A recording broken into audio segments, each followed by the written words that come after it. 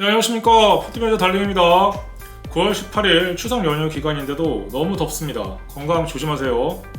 기관 투자자처럼 투자하고 싶다면 제 기존 영상 모두 꼭 다시 보시길 추천드립니다. 구독과 좋아요, 알람 설정 안 하면 화낼 거야. 자, 펀드매저 달링의 핵심만 알아보는 스피드 분석. 오늘 분석해볼 내용은 미국 대선 TV 토론 해리스 정책입니다.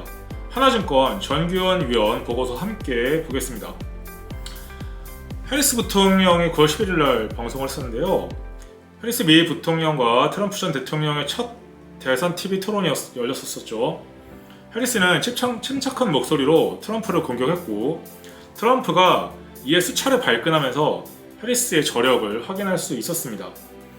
이 토론 이후로 해리스의 당선 가능성이 상당히 높아졌다, 이런 얘기가 많이 나왔었는데요.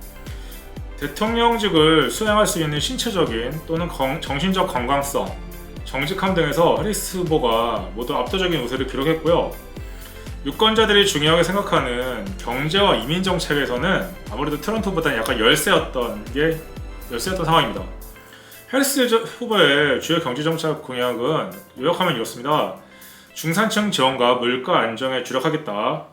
식품 회사들의 부당한 가격 인상을 금지하고 주택 공급을 늘려서 중산층을 지원하겠다. 중국에 대한 관세 조치를 유지하되 트럼프의 보편 관세 10% 적용은 반대한다. 중산층에 대해서는 감세를 하지만 고소득자와 법인세 인상을 추진하겠다. 법인세율은 현재 21%에서 28%로 인상하겠다. 이렇게 예고했고요.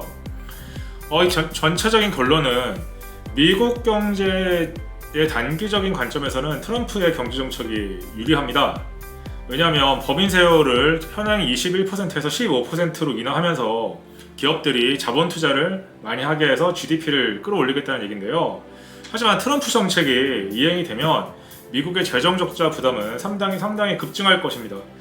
해리스 공약대로 정책이 집행이 되면 10년 동안 재정 적자는 1조 2천억 달러 정도가 증가하는 반면 트럼프 공약대로 하면 동 기간에 10년간 재정 적자는 무려 5조 8천억 달러가 증가하는 것으로 나왔습니다.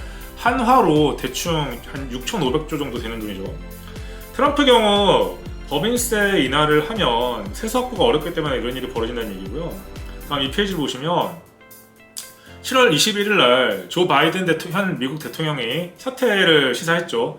그 이후로 해리스 후보의 지지율이 급반등하기 시작했고, 그 이후로 여러 조사 결과로는 항상 트럼프를 압도하고 있습니다. 대통령직을 수행할 주요 자격 요건들을 살펴보면 해리스가 우세한 게 대부분입니다. 육체적인 건강, 정신적인 총명함, 정직함과 신뢰성 모두 해리스 후보가 트럼프 전 대통령에 비해서 압도적인 걸 볼 수 있고요.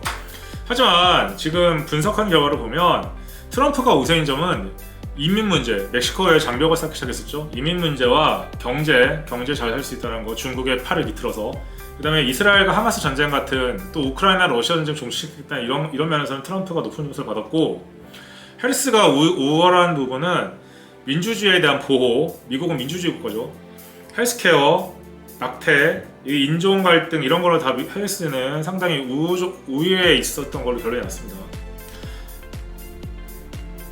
마지막으로 해리스의 대선 주요 후보 공약을 보시면 일단 중산층 감세, 고소득자 증세인데, 고소득자에게는 연 100만 달러, 100만 불이면 14억 정도 이상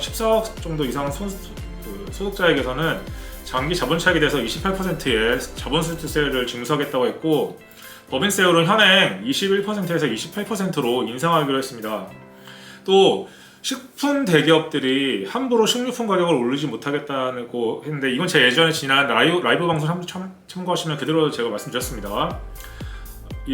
그리고 반도체와 친환경 에너지에 대해서 투자 확대를 약속했고, 관세 정책에서는 중국 트럼프와 다르게 모든 제품에 대해서 한다는 게 아니고 전기차와 배터리, 반도체, 철강, 의료기기 등 일부 중국산 부품에 대해서 관세를 부과하겠다, 이 얘기고요.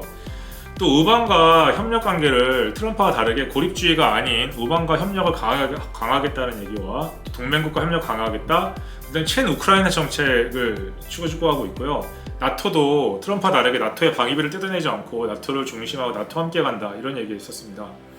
중요한 얘기는 한국 회사들에게도 한국 바이오시밀 회사들에게 중요한 얘기인데 인슐린 상한선을 $35로 제한하고 노인 부담금 $2,000로 연간 제한하면서 의료비용 계속 내리라고 지금 얘기하고 있습니다. 그리고 가장 중요한 거는 해리스의 정책은 민주당의 정책이기도 한데 친환경 에너지 투자, 친환경 에너지 관련 기업들, 뭐 풍력이라든지 태양광 같은 신재생 에너지의 투자를 계속 확대하기를 추구하고요.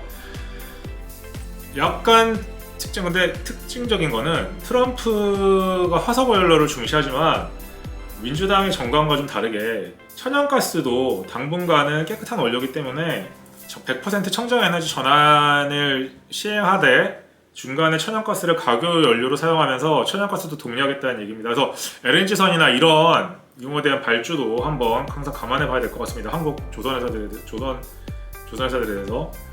자, 그리고 대중국 견제는 지금처럼 트럼프나 민주당이나 공화 트럼프나 해리스나 모두 중국을 좋아하진 않지만 지금 현행 관세를 유지하면서 보복 관세 이런 거보다는 중국에 대해서 첨단 산업 같은 경우는 술 통제하지만 나머지는 기존과 똑같이 유지하겠다 이런 내용이었고요. 자, 지금까지 9월 11일 있었던 미국 대선 TV 토론 해리스 정책 보고서를 분석해봤습니다.